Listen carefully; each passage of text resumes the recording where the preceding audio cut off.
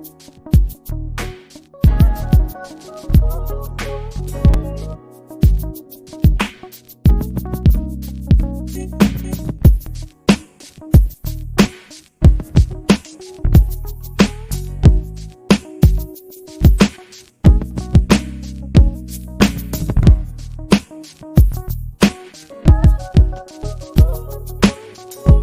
Ringside crew.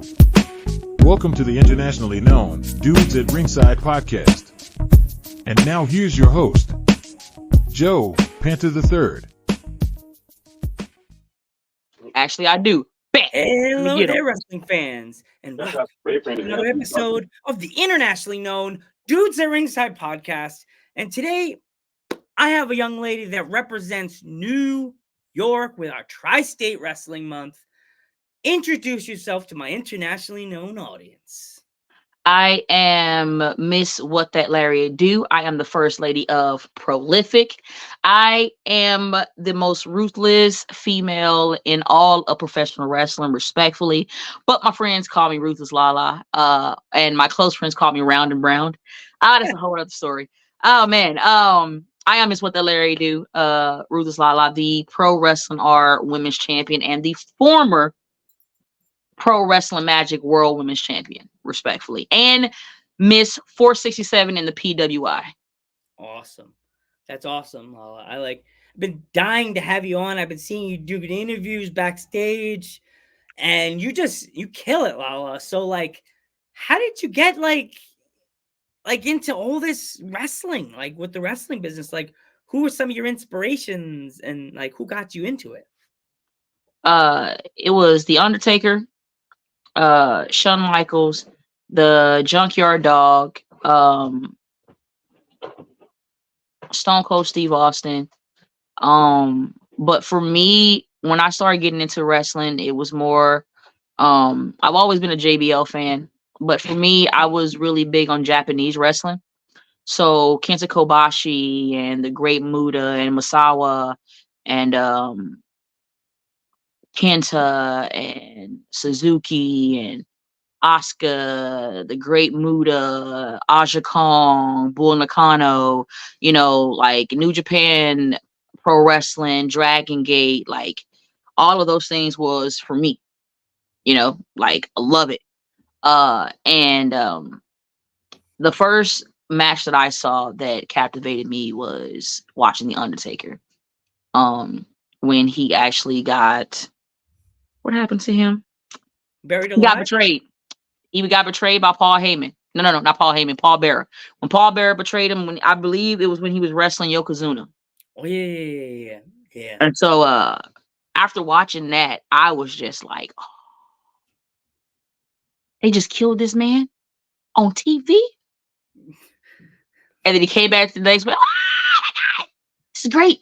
This is amazing. I think I want to do this. It is legitimate from the first time I ever watched wrestling. I was hooked.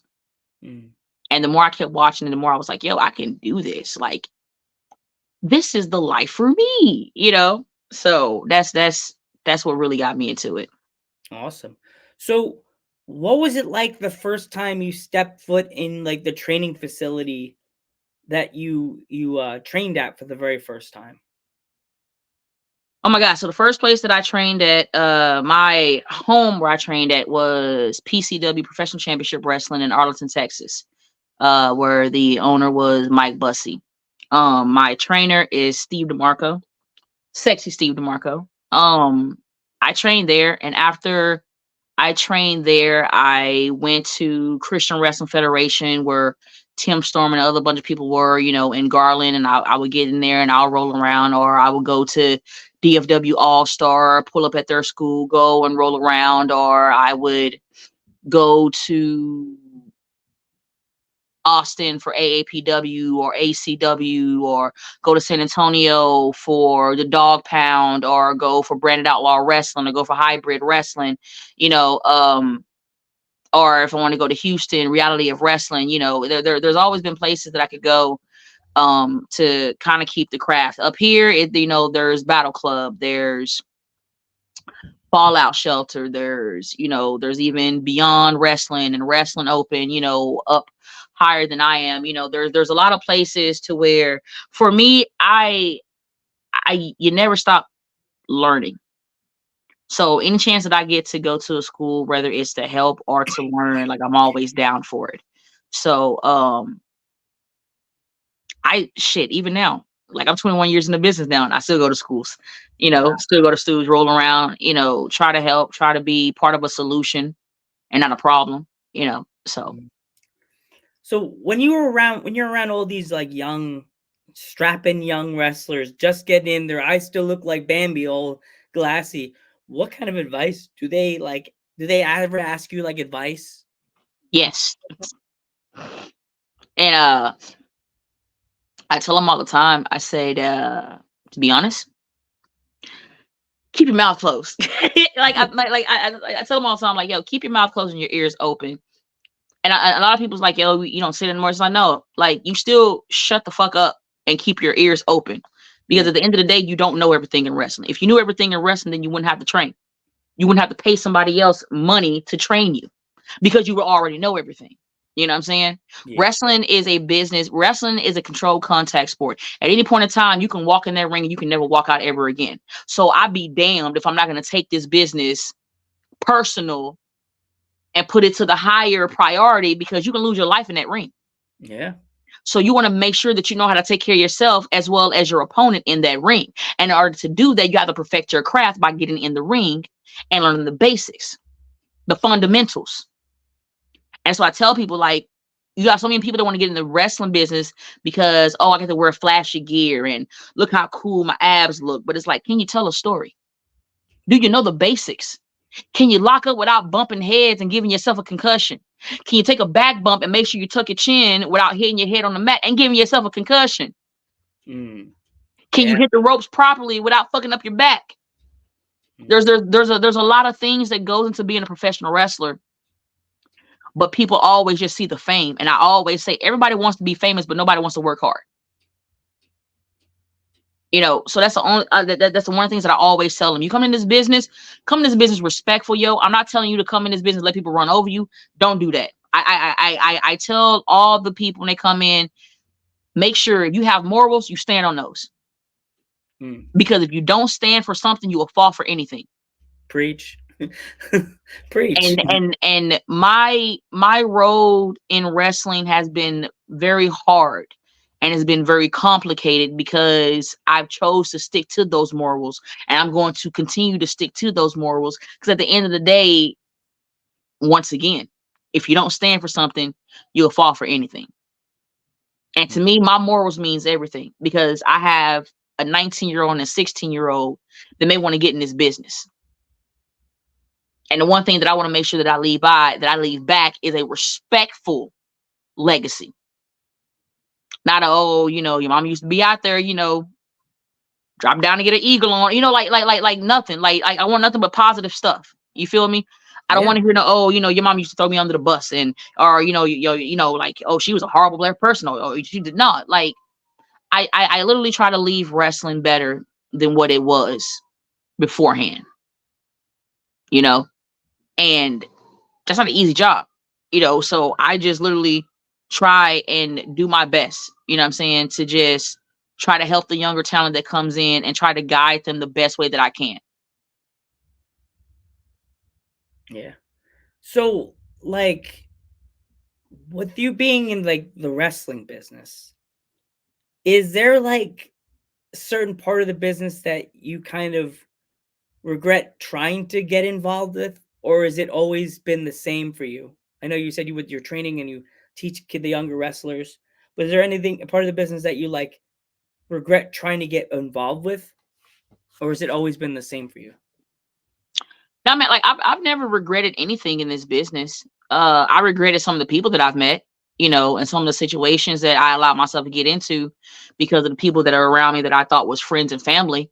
But to really be honest and to answer your question the best way I can, nah, I don't regret nothing. Legitimately, 21 years is a long time. It's a very long time. And I can truthfully say that in the 21 years that I've been in this business, I haven't just been a wrestler. I have been a wrestler. I've been a valet. I've been a manager. I've been a commentator. I've been a ring announcer. I've been a vice president of talent relations. I've been a writer. I've been a producer. I've done everything in professional wrestling except own my own company. Mm. So the one thing that does irritate me and bother me in a certain sense is the fact that I have a lot of knowledge, but to a lot of ain't shit male chauvinist pigs in this wrestling business, because I have vagina and titties, I can't possibly know anything about wrestling, and nobody really listens to me. So like when I usually give, my little suggestions or anything, nobody listens to me. And then a dude to come up and say the exact same thing. Oh, that's a great idea. And I'm just looking like, are you fucking serious? I literally just said this. And then it's like, oh, don't take it too personal. No, fuck you. I'm gonna take it personal. Because like I haven't seen, out of these 3 years, I've only seen my family 3 times. Wow. Maybe. And I wouldn't be up here if this wasn't about business. Mm. You feel me? Yeah. So when I give you business and you give me bullshit, now the personal side of me about to take it offensive. Mm. Because I've been doing nothing but being business oriented, and now you want to try to play me, and now we have a problem because then now you're messing with my money, Mm. and now you're messing with my family. Like I'm missing my family to get to this next level, and me trying to help and grow and expand where I'm at, I can't quite do that because, oh, God forbid, I have a good idea that your ass didn't come up with. Mm. So no, I don't regret anything. If I regret anything, I regret not opening my mouth sooner and putting my foot down and stop letting people run over me. Yeah. There's stuff like that in this business, Lala, even on my side of it, as being a podcaster. I've been told that some of us fans think that we're part of the business. And I know I'm just a podcaster and I know I'm just a fan, but I have family that was in the business and I represent their name 100%, but nobody sees it that way. I'm just trying to help you guys promote yourselves. I'm not seeing myself in the ring maybe one day, but I'm 40, so I'm afraid I'll take a bump and I'll be in a wheelchair. So, let's get back to the fun stuff. So, Lala, do you have any fun stories from the ring that you want to talk about tonight? Funny, harsh, anything. Oh my God. Okay, so my first match ever was against Tim Storm. And I remember like being so nervous because Tim Storm was like, it's like my wrestling uncle. I used to call him Uncle Timmy. Like even when I see him now, Uncle Timmy, like love him to death. And so, sometimes people will see wrestlers in the ring and they'll be arguing, or what it looks like is it's arguing. And sometimes it is, and sometimes we just be talking shit to each other. And so I remember it came time for us to get ready to wrestle, and then I hit him from behind. He turned around. I'm like, oh shit. And people are thinking, and I'm like, hey, I'm sorry. And he just like trying to get me to break, man. He's trying to get me to break. He's like, who's your daddy? Who's your daddy? Tell me who your daddy is. And I was just like trying to keep my face together. It's one of the things that I love doing in this business, especially when you have friends, is trying to break them. You know what I'm saying? Because it's like, yo, man, like, why would you do that? Life's too short. Have fun. Hey, I'm gonna make you laugh in the ring. That's one of the things that I love, having my best friend and also the leader of Prolific, by my side when I come out, because like my best friend is a character. He's a massive character. Yeah, I've seen him. I've seen videos and stuff like that. He seems like a good guy. No, he's an amazing guy. He's an amazing wrestler. I was blessed enough to go overseas and wrestle with my best friend. Last year we traveled to Germany. Wow. We was there for a month. We wrestled WXW. I know. We wrestled for Pro Wrestling Holland, and we wrestled for PCW UK, Pressing Championship Wrestling. So it was great. We debuted in 3 different European countries in a month. And we also took some titles over there and made them world titles. So, that's one thing for me that's You good? I'm good. So, and this can stay in the interview. I ordered groceries from Amazon. So the Okay. little thing popped up and said it'll be delivered soon. So I was like, words. Life. Okay. Life. Adulting. Yes. You did it. Achievement for the day, Lala. You got an achievement. Yes. Just a cartoon picture of Joe like this. Adulting. Like, wait, like, you know what? What are you doing for your birthday? Like, you know what? Today is the 2nd of January. Yep. You know what I'm gonna do? I'm gonna buy me some groceries. Yep. Why? Because I'm gonna finish celebrating my birthday for the whole month. And I'm just gonna chill. Yeah. And then plus, like, I'm really busy this weekend. I don't think he's gonna be paying attention to this. I hope not. I'll actually be at MLW this weekend to be supporting my wrestling nephew, Alex Kane. That's been my people for like over 6-7 years now. We used to travel in Georgia and like always talk about, hey man, we're gonna get to that next level, bro. And when we do, we're gonna sit back and be like, yo, you remember when we said we was gonna do this? And then now look where we're at. And I remember being there for him when he won the belt from Hammerstone. Mm. And I remember sitting in the back with him, like even before the show started. I remember it was me and Wolf sitting down with Alex, and I told him, I was like, look at this. We was talking about this 6-7 years ago, bro, about how we was gonna like fucking kill it, and like now look, killing it. I was like, you need to be proud, because I'm proud, and like to get to really see my friends just soar and shine, it makes me so happy. Like I'm not that person that's like, fuck that. I'm not there, so I don't know, man. I love to see my friends win. I love to see my friends eat. I love to see my friends be successful, because when I see my friends be successful, that pumps me up to be successful. So, Lala, in closing, if there was any kids watching this show or young wrestlers that are just getting into the business, what kind of like advice would you give them? Remain humble. Don't let nobody bully you. Don't think about your character or your gear until you get the basics and the psychology perfected. Those are things that you need. Like those are things that are going to help protect you when you're in that ring. That's those things that are going to help keep you well rounded. That's those things that are going to help make sure that you don't knock yourself out when you get in the ring. You know what I'm saying? Always remember, it's not about moves. It's about moments. Anybody can do moves. Anybody with a nice hops and an APAC can do a double shooting star or a shooting star or a moonsault off the top rope or however. At the end of the day, you need moments, because you never want to be that. Hey, what's that one wrestler's name? You want to be, oh yo, I saw Ruthless Lala going against what's that one wrestler's name? You feel me?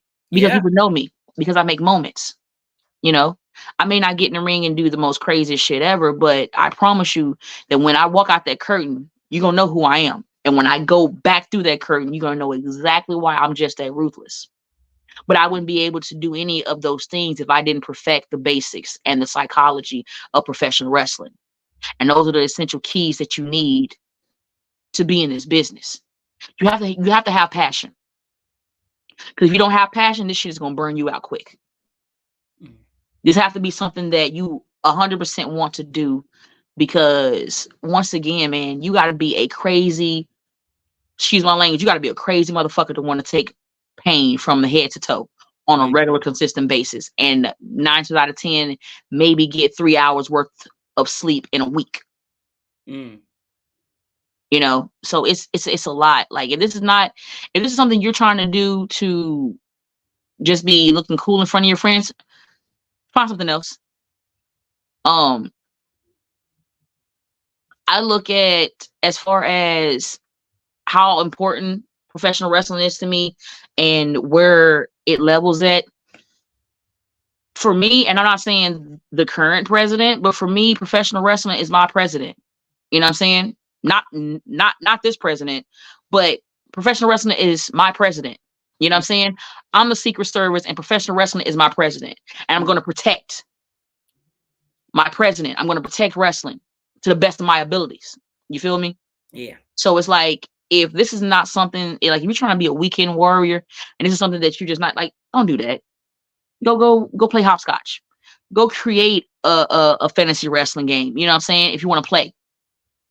Because at the end of the day, I don't care how many people say it, that fake play fighting bullshit, nah. This is a controlled contact sport.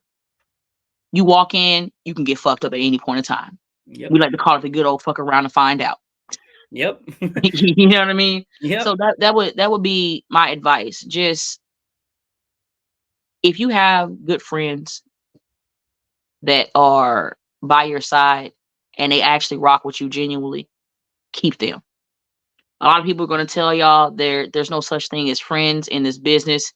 They're a bunch of liars. There are people actually in this business that give a fuck about each other and actually watch out for each other and actually don't throw them under the bus because they're intimidated or they're jealous. Understand you're going to have a lot of haters and you're going to have a lot of jealousy when you get into this business, but also understand at the end of the day, you're not competing with nobody. The only person you're competing with is the person that you wake up and see every time you look in that mirror. It's yourself. Remember that. If you understand that you're competing with yourself instead of trying to compete with other people, you save your brain from overthinking. Yeah. Be better than what you were the day before. That's it. Totally. Lala, I want to thank you so much for coming on Dudes at Ringside. It makes me so proud to know that I had an awesome wrestler like you that will light the fuse for all these future youngins. I'm Joe Panther III. I am Miss What That Larry Do, First Lady of Prolific. Ruthless Lala. And we will catch you in the next one. Have a good day or have a good night, everybody.